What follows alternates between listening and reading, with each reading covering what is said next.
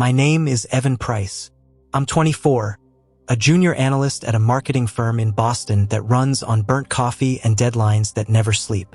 By day, I measure the clicks and conversions of campaigns I don't believe in.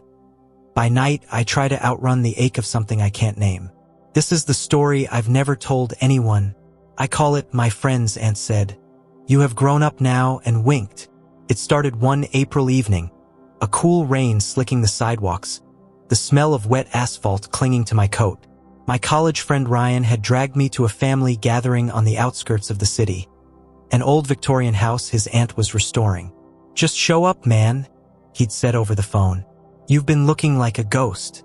You need people, not spreadsheets." The house rose out of the mist like a memory. Tall windows, gingerbread trim. A wraparound porch whose boards groaned underfoot. Through the glass, I saw a cluster of relatives. Soft golden light spilling over them. Laughter muffled by the rain. Ryan waved me in. Inside smelled of cedar and lemon polish. His family greeted me warmly. A blur of names and hugs. Then she appeared at the end of the hallway. His Aunt Claire.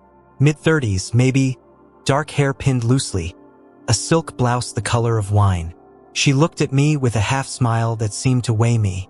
"You've grown up now," she said, voice low enough that only I could hear. And then she winked. The wink unsettled me. Not flirtatious exactly, but as if she'd glimpsed something in me I hadn't yet faced. I managed a polite laugh, but my pulse hammered. Later, after dinner, when the noise had thinned, I wandered into the library to escape the crowd. Tall shelves lined with old hardbacks, a rain-spotted window, a record player humming Nina Simone. Claire was there, sliding a book back into place. "You look like you're hiding," she said. "Just catching my breath," I replied. She studied me. "Ryan told me you're at that marketing firm downtown. Long hours." "Too long," I said. "Sometimes I wonder what I'm even doing." Her eyes softened. "I know the feeling. I left a corporate job 5 years ago. Burned out, lost myself. Now I restore houses. This one's mine." Something in her candor made me drop my guard. We spoke about work, about feeling adrift in your 20s, about the quiet fear that you're wasting your life. She listened without trying to fix me, and that alone felt like a reprieve. When Ryan appeared to say he was driving another cousin home, Claire offered me a ride back later. "Stay. I'll pour us tea once the rain lets up," she said. I should have said no, but I didn't. The rain deepened into a steady drum. In the kitchen, under dim pendant lights, we drank chamomile tea from mismatched mugs. She told me how she'd once been engaged to a lawyer who wanted her to quit her dreams. "I almost did," she whispered, eyes on the steam. "Sometimes the cost of love is yourself." I heard myself say, "I don't even know who I am yet." She smiled faintly. "That's better than knowing and betraying it." A clap of thunder shook the windows. She reached to steady a vase, and our fingers brushed. A small, electric thing. Neither of us moved away at first. Then she cleared her throat and pulled back. "I'm sorry," she murmured. I shook my head. "Don't be." Words failed me. She rose, gathering our mugs. "You should probably call a car before it gets too late." But the storm had knocked out service. My phone showed no signal. "You can stay in the guest room if you want," she said finally.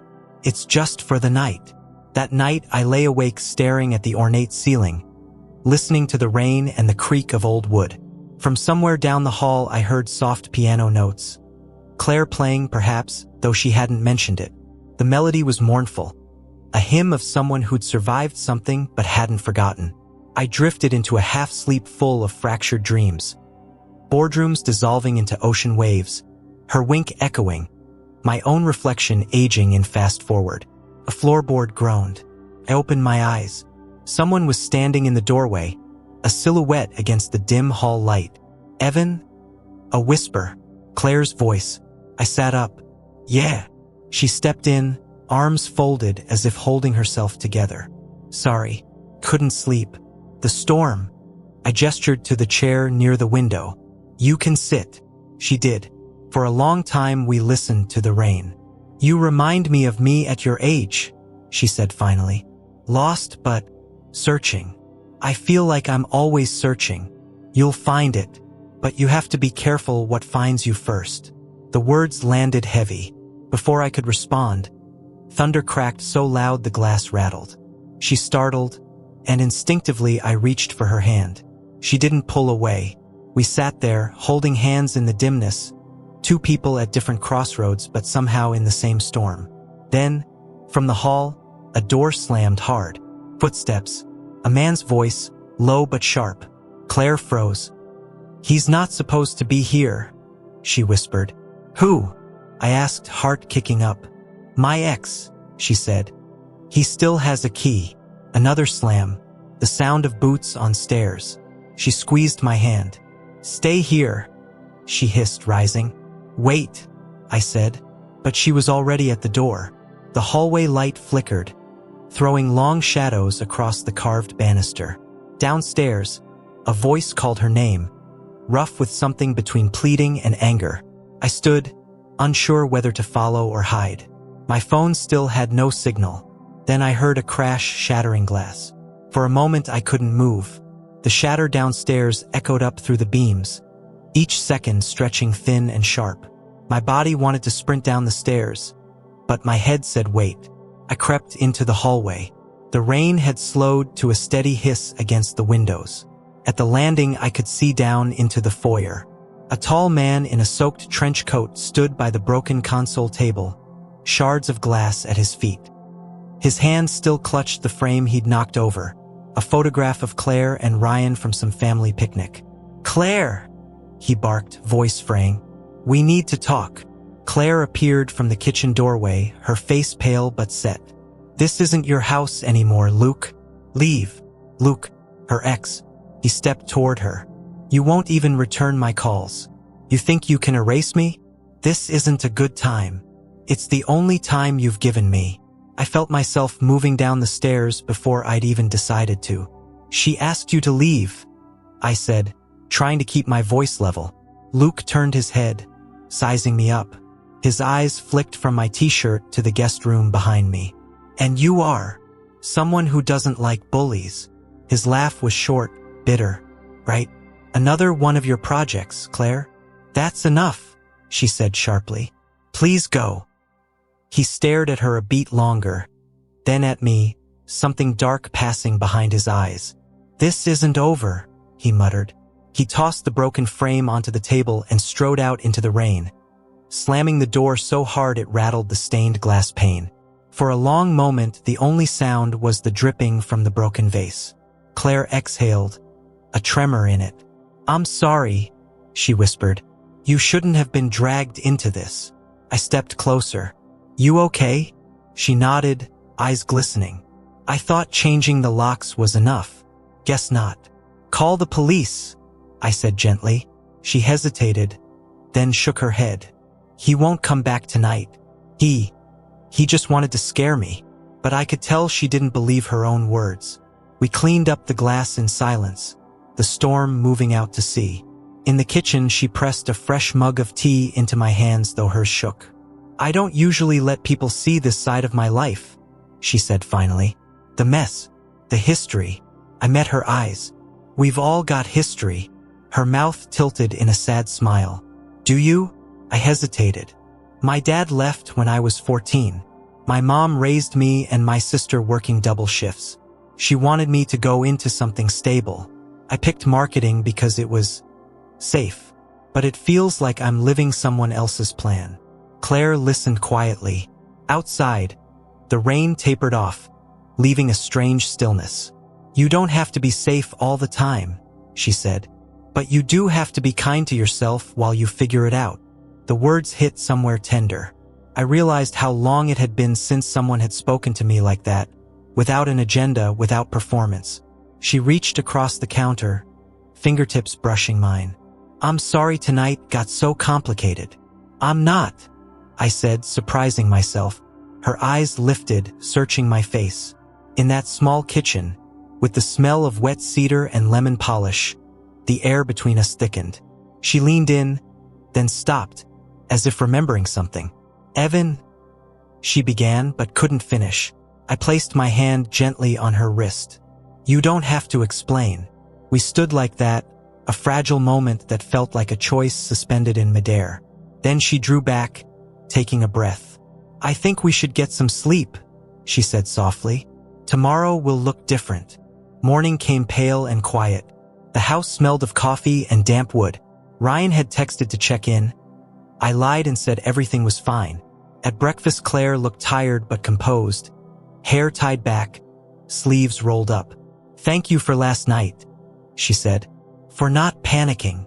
I almost did, I admitted. She laughed a little. Me too. We ate in silence a while. Then she said, You're good at listening. That's rare. Maybe because I'm lost myself, I said. Maybe that's when we listen best, she replied. Before I left, she walked me to the door. Take care of yourself, Evan, she said. And don't let safe jobs eat your soul. Something in her tone felt like both a warning and a blessing. The weeks after were a blur of meetings and spreadsheets, but she stayed in my mind like a refrain. At work, I found myself staring out the window at the Charles River, thinking of her words, the bruise of her past, the strange way our nights had intersected. One evening, my boss, a sleek man named Curtis, cornered me by the elevator. We're considering you for a promotion, he said, but you'll need to start traveling. Less time for personal distractions.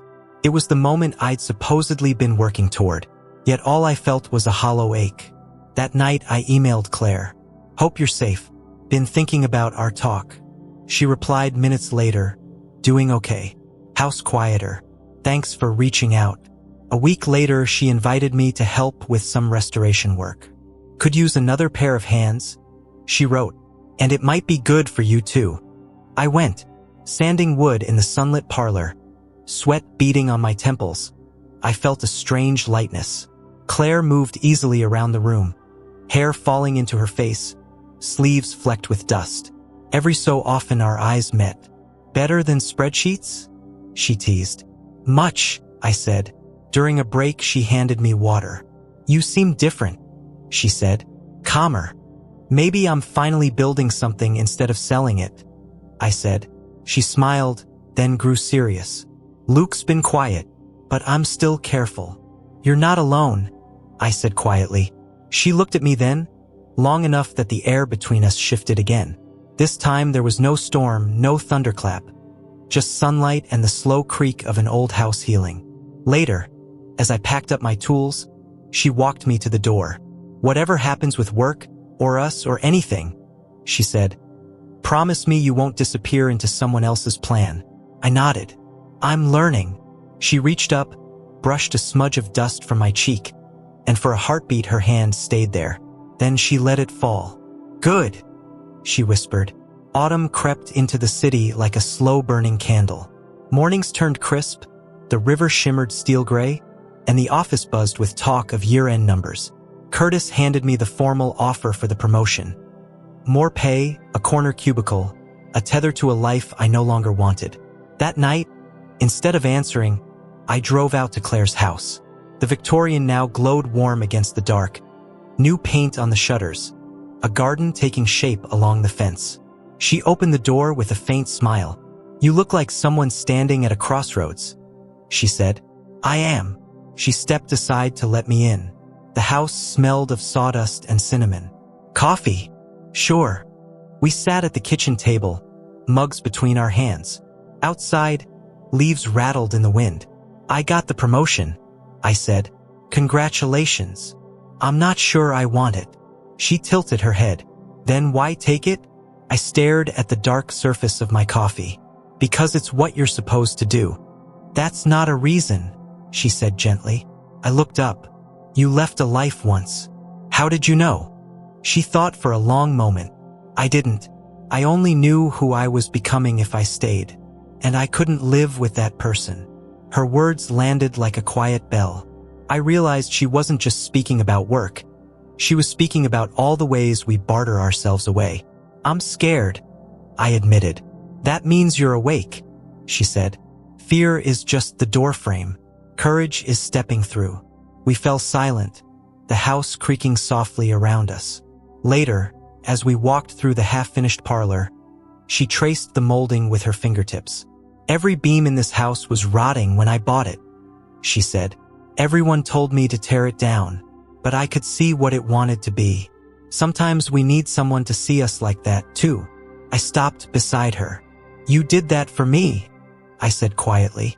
She turned, eyes glistening. "You've done it for me, too." I didn't realize how much of Luke's shadow I was still living under until that night. We stood there, inches apart. Outside, wind rattled the last leaves from the trees. I reached for her hand. "Whatever this is between us," I said, "I don't want to pretend it isn't real." She squeezed my hand, then shook her head slightly. "Evan, care about you, but you're at the start of your life. I'm still untangling mine. If we rush into something now, we'll both lose what we're trying to build." It hurt, but it also made sense. It was the first time someone had chosen honesty over comfort with me. "I don't want to lose you," I said. "You won't," she whispered. "But maybe what we are right now is enough." I nodded, tears surprising me. "Then promise me something." "What?" "Promise me you'll keep building this house. And yourself." She smiled through her own tears. "Only if you promise to build yours." We held each other for a long time, the old house creaking like a ship finding its balance. A week later, I turned down the promotion. Curtis blinked, called me crazy. But as I walked out of his office, the weight on my chest lifted. I enrolled in a night course on sustainable design, something I'd always wanted but never dared. I still visited Claire on weekends, sanding wood, planting bulbs, drinking tea in the kitchen. Sometimes we laughed like old friends. Sometimes we sat in companionable silence. The romantic current between us never vanished, but it softened into something steadier, a tether rather than a storm. One evening, as we watched the sunset from the porch, she said, "You've grown up now." This time there was no wink, just a quiet pride in her voice. I smiled. "I think we both have." Reflection. Looking back, I see now that the night she whispered, "You've grown up now," wasn't about seduction at all. It was a mirror she held up, a glimpse of who I could be if I stopped living by other people's maps. Love doesn't always arrive as a perfect fit or a dramatic rescue. Sometimes it comes as a person who sits with you in the wreckage, who hands you a hammer instead of a ladder, who reminds you that your life is yours to build. Claire and I never became a couple in the way people expect from stories. But because of her, I learned to step through my fear, to make choices that felt like mine. And that has changed every room I walk into. This is the story I've never told anyone. And maybe it's not about her at all. Maybe it's about learning that you don't have to be safe to be whole, and you don't have to be lost to begin again.